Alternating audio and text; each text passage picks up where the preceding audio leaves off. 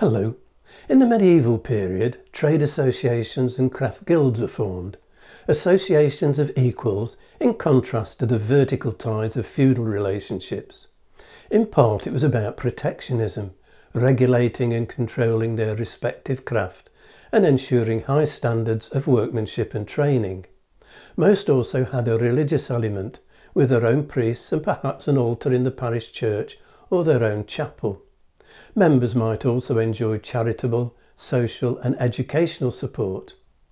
Typically, members progressed from apprenticeship to journeyman and then to master. There was strength in numbers. Guilds gave individual craftspeople leverage in negotiations with feudal lords. Membership of a guild conferred status.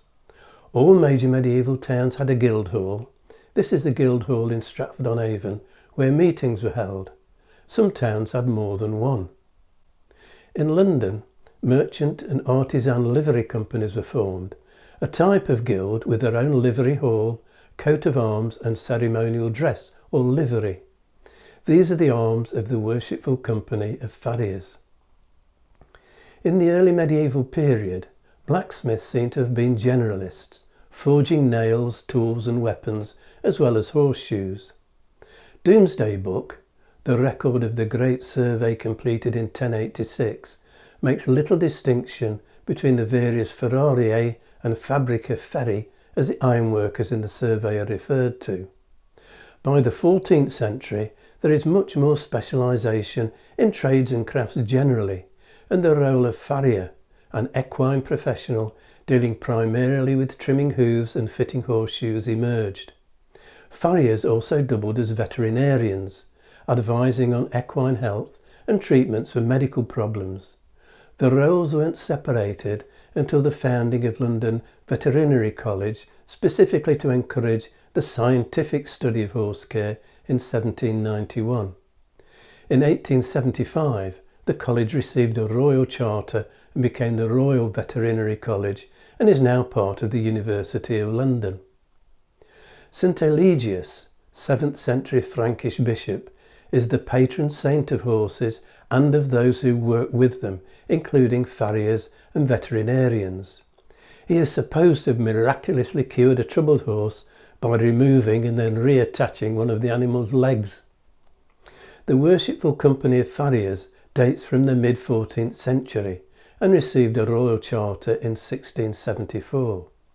A saddlers' guild had been active in London for 2 centuries or more when it received a royal charter from Edward III to become a livery company of the city in 1363. Walsall in the West Midlands grew as a market town by specialising in horse equipment and saddle making in particular. A local leather museum telling the story opened in 1988, but at the time of recording faces an uncertain future. Spurs, designed to strap around the heel of a boot, were a symbol of knighthood in medieval times. They were primarily manufactured by spurriers, who also made other metal harness fittings such as snaffle and curb bits. A spurrier association later joined with the Lorriners, with whom their craft overlapped. In the 16th century, Ripon in North Yorkshire became a centre of the trade. Saddle trees, the structural frame around which the leather saddle, with its seat, pommel, cantle and leathers was constructed, and which acted to distribute the weight of the rider, were among the tack and harness fittings produced by Lorriners. There's documentary evidence of a Lorriners Guild operating in the City of London in 1261. Relations between the saddlers and other trade associations in the medieval period were far from harmonious. Rivalry, restrictive practices and non-payment of debts all contributed to occasional outbursts of trouble. In 1320, the saddlers used their influence with the Mayor of London to have the founding ordinances of the Lorriners as a livery company burned in public at Cheapside, where most of the Lorriners' workshops were based.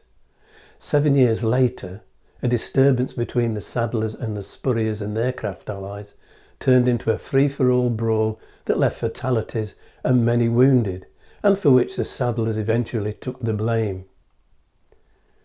In the 17th century, A number of indoor riding schools or riding houses were built by the aristocracy to enable the skills of horsemanship, and in particular haute école, or the high school of classical dressage, to be practiced whatever the weather. Riding houses will be my topic next time. If you've enjoyed this video, hit the like and subscribe buttons and click on the notification bell to be informed when the next video is available, or you can subscribe by clicking on the rose window over my shoulder.